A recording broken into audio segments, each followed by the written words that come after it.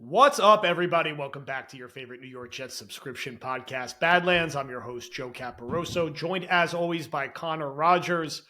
Postgame therapy. We missed you for a week, but we're back. The New York Jets lose at home, fail to score 10 points, 19-9 to the Rams. Another weird score. There's never normal scores in these games.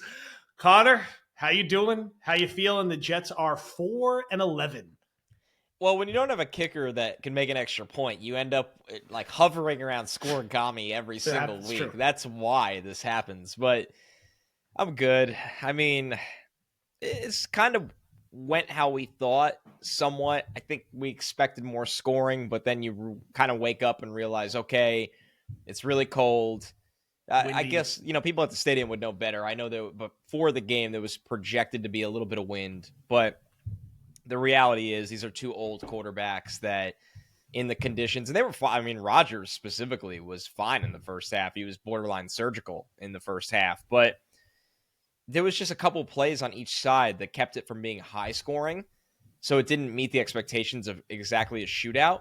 And also, to be fair, credit to the Jets in the first half, they actually controlled the football pretty well. They weren't hitting the big play like they did last week. They were having sustained drives, but they didn't finish all of them. So it kind of went how we thought. And then the end, as always, the dam breaks, and it's a calamity of things every single time. I think this one, nobody cares enough anymore that'll be made a big deal. But it was jaw-dropping as an analyst, less so than a fan, to watch that situation around the 2-minute warning. I mean, just clueless. Absolutely clueless. Truly an army out on the battlefield getting mortared and looking back to the general, and he's like shrugging his shoulders like Dumb and Dumber. I mean, we talked about it on the postgame show, and Willie had a really good perspective of it because of how long he played offensive line.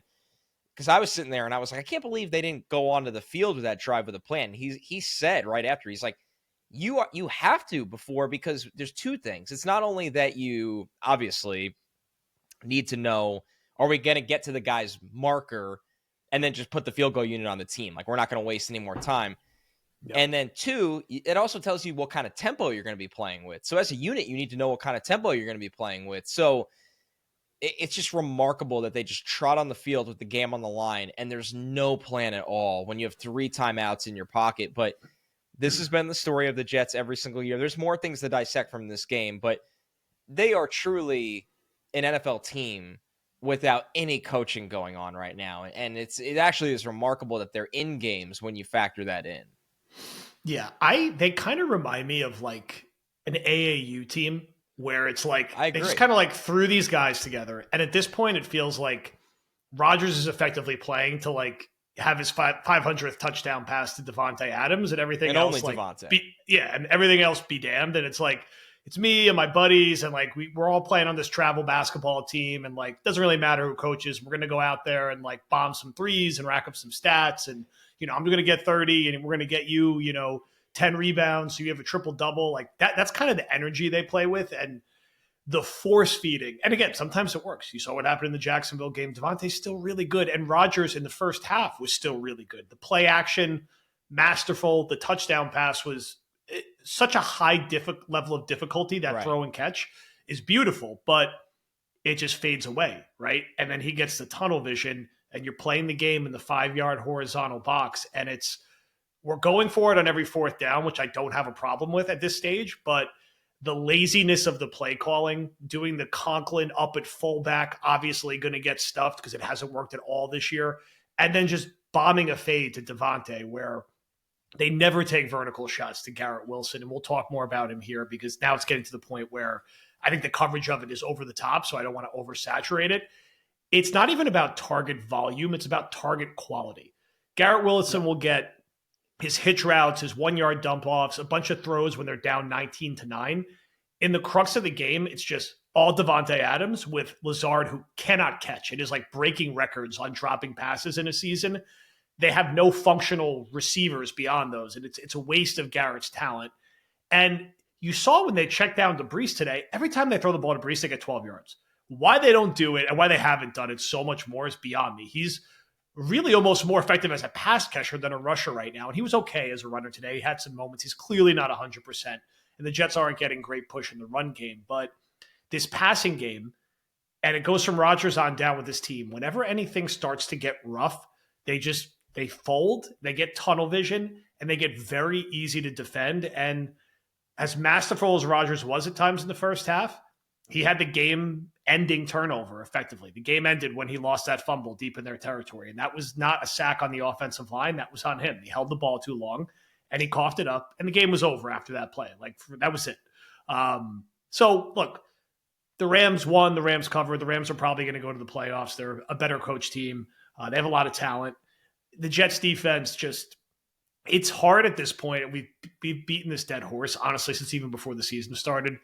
It's hard to overstate just how bad Kinlaw, Clemens, and Reddick are right now. They are three of the worst defensive linemen playing regular snaps in the NFL, and they're all on the same team. And when you don't have Quinnen out there, it's just a joke. And, like guys like Watson McGregor were like a good story like in the summer, but they can't play major reps right now. They're not ready for that if they're ever going to be. I don't know what's happened to Quincy Williams, but post CJ Mosley, he is like invisible. Like it's almost like he's not even out there. And the defense, Sauce got banged up. He was out of this game early. There's just not much there. And again, it's that sort of AAU team energy. And I don't see another win on the Jets schedule, which means this is going to be a 4-13 team. And for all the time, we're guilty of this too. We talk about how close they were. They lost all these one possession games. They're likely to finish 4-13 with 3 of their 4 wins being against 3 teams picking in the top 5.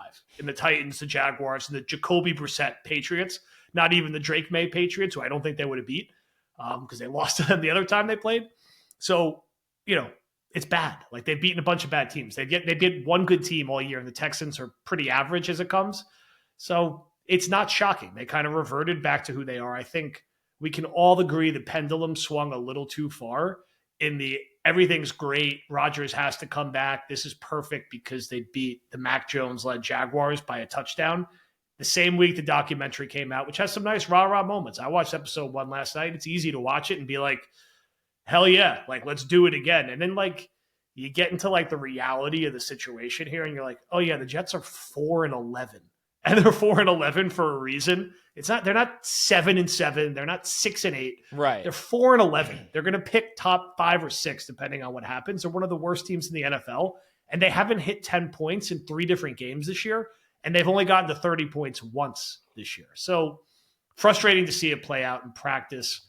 I think let's start with the offense, then we can move to the defense and wrap with a few things. Like what was working and then what just stopped working? Like what happened? What switch went off that at the end of the day, they scored 9 points. You could say they got yards, they had some nice plays. 9 points is 9 points. I'll tell you exactly where they lost the game. It's the third quarter. There's 5 minutes and 19 seconds left. The Jets are up 9-6. They're on the Rams' 13-yard line. It's 4th and 4. And this is your AAU team peak version of that. Devontae's out wide. Garrett's in the slot next to him. It's a 5-man protection. They only have 1 back and 4 wide receivers, although Conklin is standing up as a wide receiver, so I'll move tight end. But either way you slice it, it's 10 personnel. So it's 4th and 4. Like you need 4 yards. And you've been in this situation before already because they hit Devontae in the first quarter on a 4th and 2. He ran a little out. He's absolutely smoked the DB. Ran a little out, and Rodgers just plays pitch and catch. And it looked like the easiest 4th down conversion you'll ever see the Jets get. So now keep in mind that first quarter, 4th and 2, Devontae's really tight to the formation. He is in the slot. So he has that 2-way go matchup that you want. If you need 2 or 3 yards, you're going to get it with a 2-way go. I mean, Joe, you played wide receiver. You know this as much as anyone. On the 4th and 4, if the Jets score a touchdown on this possession, they probably win this game, like almost comfortably, you could say, with how the defense was playing with a full field.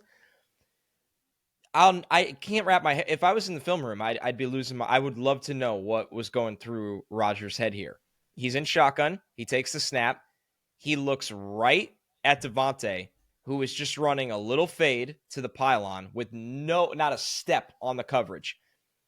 He stares him the whole way, throws an absolute shit ball a yard short, that even if it was a great ball, Devontae had to climb the ladder and make a miraculous touchdown catch for that record, touchdown.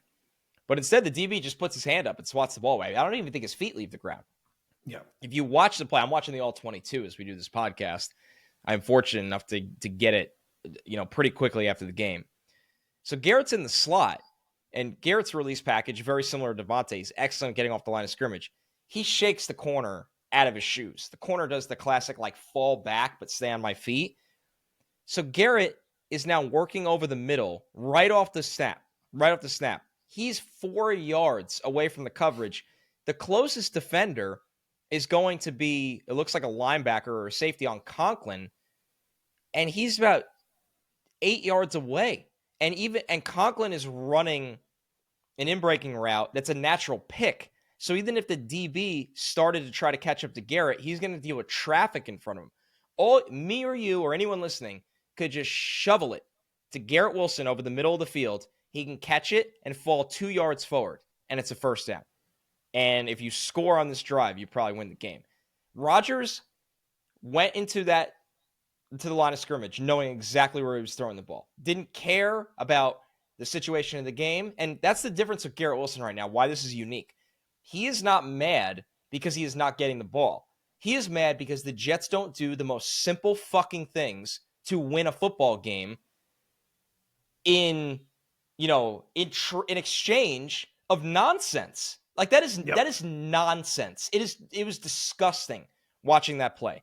So Garrett Wilson has every more right in the world to ever be mad. We've seen a lot of Jets over the years get pissed at this organization. And there's times where you sit there and go, it's a business. He's doing what's right for him. Then there's times where Jets fans, like the Jamal Adams situation, they felt kind of stabbed in the back because they were led to believe you're the guy that's going to turn it around. Then when it got hard, you want it out. Yep. This is nothing like that at all. Garrett Wilson has the biggest rightful point in the world right now that this is a pirate ship, essentially, right? There is no coach, there's no adult, and it's doing the wrong thing. It's doing the wrong thing. If Rodgers really tries to tell someone, hey, I thought that was the matchup, that's more concerning. I'd almost rather him be honest and be like, we wanted the record there. That was the play. I like that moment. Because if you think that's the matchup, you're not Aaron Rodgers anymore. Because the matchup was right there in the slot with Garrett Wilson, who's open. It's a shotgun snap. As soon as Rodgers catches the ball, Garrett Wilson is open. It's a free first down on 4th and 4. So that's where the game ended. And that, if people want to know an actual film take of being disgusted as a player, Garrett Wilson has all the right in the world to be disgusted. Everybody on that team that is pissed about a loss today, that's the play. Yeah, I think pirate ship describes it well. It's selfish football, and everyone you're just kind of using the team and the franchise as a vessel for your own personal goals. It's we're out of it, who cares? And it reminds me of a little bit like with Frank Gore. It was actually against the Rams too. He got over 20,000 yards. He jogged right off the field. He's like, I'm good. I got my record. I think that's roughly what it was, and that was it. And I feel like, next week it could be 31-0 Buffalo, and Rodgers will throw number 500 in garbage time to Devontae, and he's like, all right, I'm good. You can put Tyrod in, and that's the season. Now maybe that won't happen. I don't want to overreact. I don't want the pendulum to swing too far the other way, but things like that are why the other half of this argument is that you just have to go clean slate. You can't have any of these alternative agendas. You can't have a quarterback who is truly the center of your universe when you're trying to start a new regime and have it be the AAU buddy mentality. Lazard has to be out of here.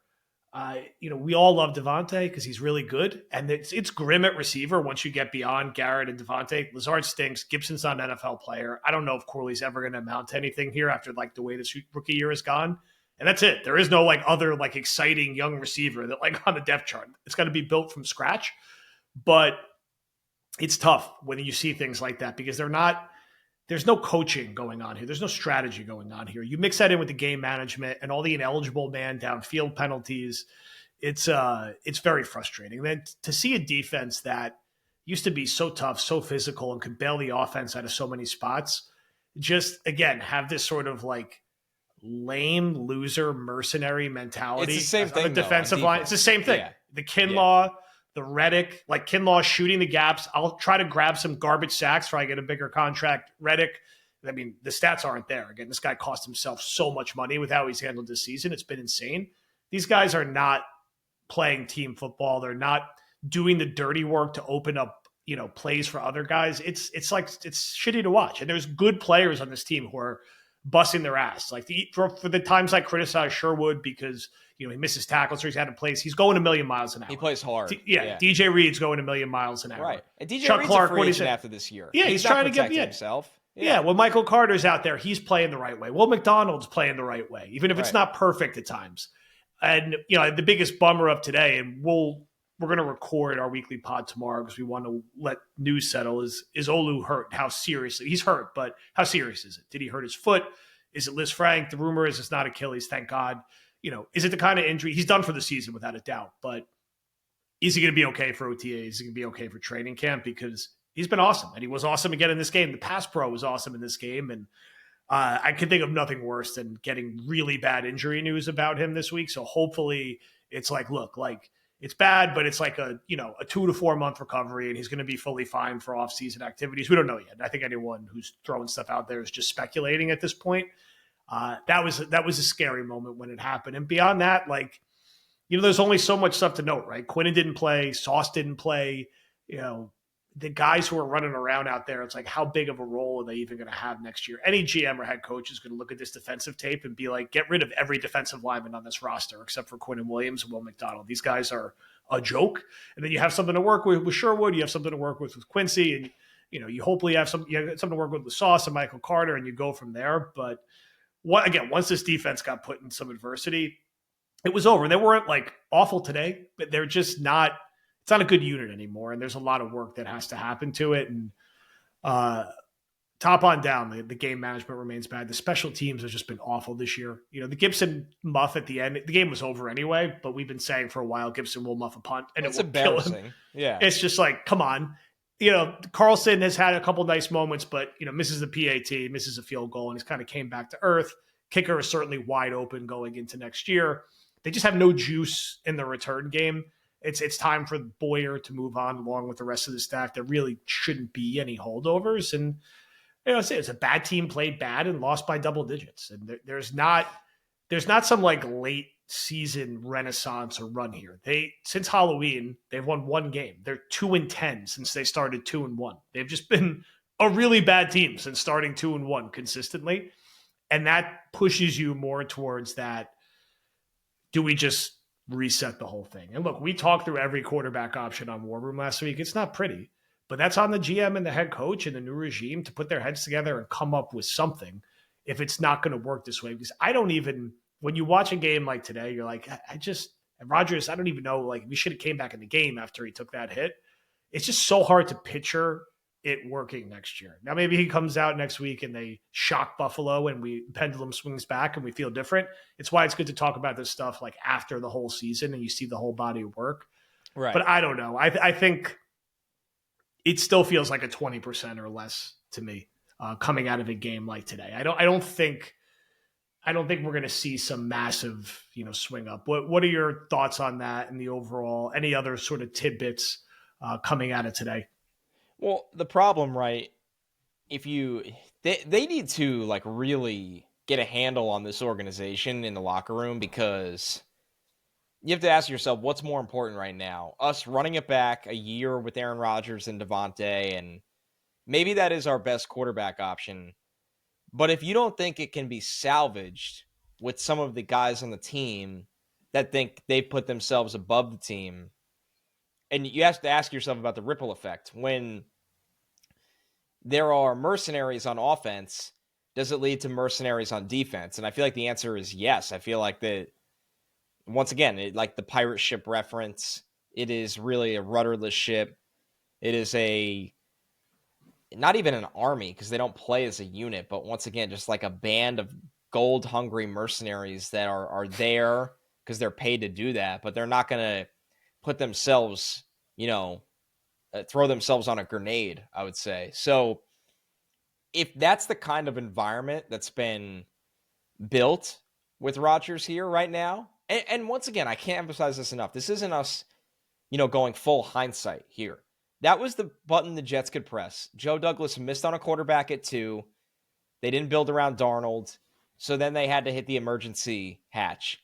and Rodgers was the guy. And honestly, the plan was fine. And then he tore his Achilles. Okay, like this, it sucks. What do you want to like? What do you want to say? But it didn't work.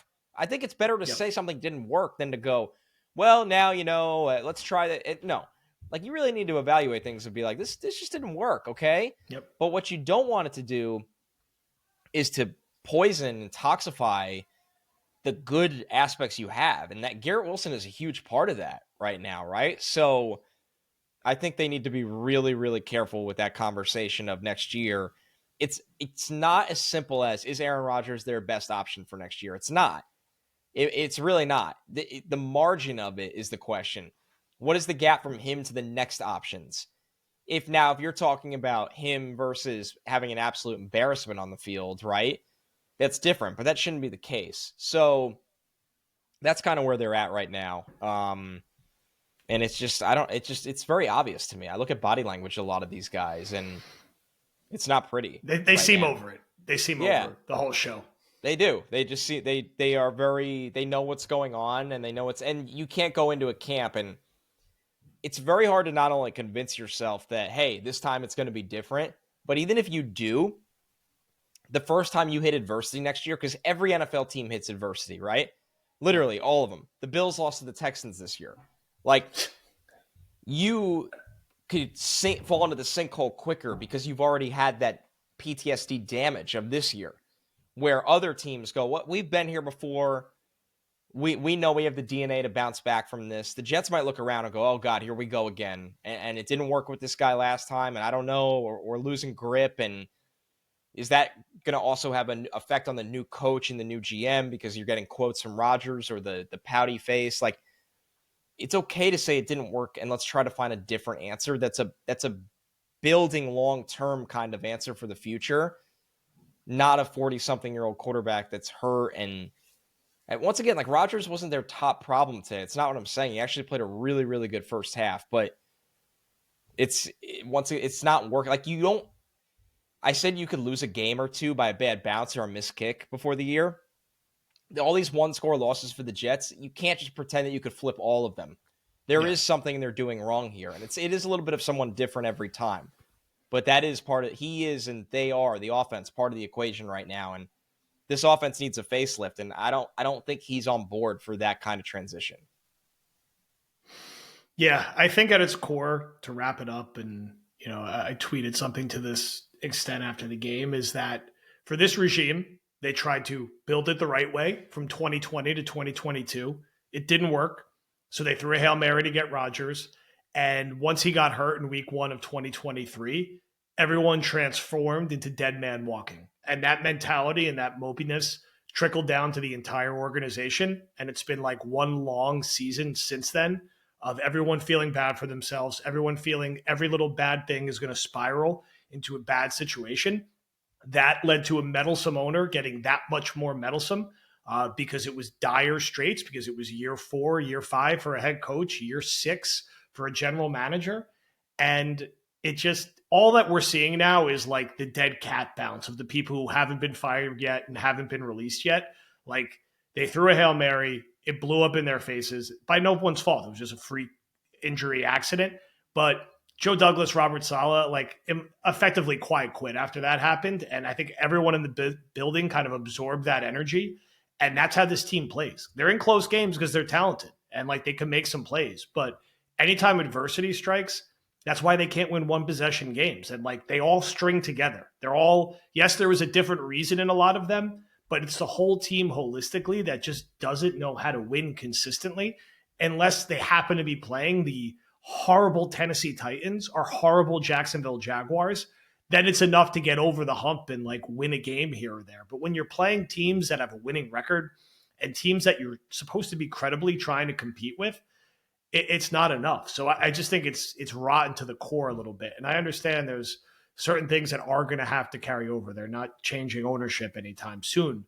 But can you bring in a new set of voices that are away from the mopiness and away from the 2020 version of the rebuild didn't work and the 2023 version of the rebuild didn't work, and we're just starting completely fresh with a new culture and not the all gas, no brakes or love and regards or whatever the slogans were. And, The Joe Love and regards Douglas, is tough. love and regards, and the Joe Douglas, woe is me, I can't do my job because a teenager offered it his opinion once. I feel so bad. Like, it's over.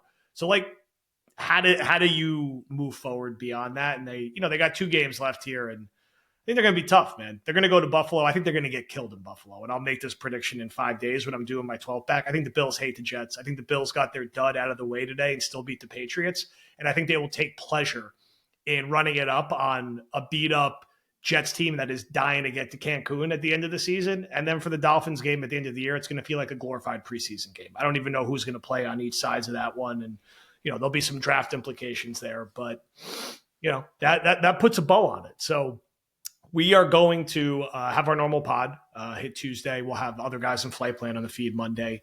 We're going to have a nice Christmas War Room special hitting Christmas Day, where we won't be talking about this year's team because no one needs to hear that on their Christmas. No, it's going to be a feel good. Yeah, it needs some positive vibes and energy, and made a lot of different announcements over the weekend. I had a little free time finally, so I was bombing everyone's Discord feeds. But Streets of Fire is the docuseries. It's premiering February 10th. 6 episodes. Will be 2 episodes per week for 3 weeks. Make sure you are subscribed. Make sure you're in War Room. That will be a 6-episode standalone series. Each episode will have a guest or 2 breaking down everything that happened and went wrong with the Joe Douglas, Robert Saleh era and how the hell they fix it and get out of it. Live show going to be April 11th in the greater New York City area. We will have a venue locked by early February, by around the time the docuseries drops. So hold the date of April 11th, please. So those are the 2 big things we're working on for the offseason. Beyond Connor being at the scouting combine with Will and the rest of the gang, beyond the draft guide, which will hit in April, and beyond all of our normal stuff that will be rolling. Also, right now, badlandstoj.com. Buy 1 item, get 1 item free. Clear out Paul's garage. What a deal. What a deal. Yeah. They've been moving. So take advantage of that. Thank you, everyone, for listening. Only 2 potential post-game therapies left. It's been a good run with the Melfi pitchers, but we only have a couple left in us, hopefully. So thank you. We will talk to you on the feed soon.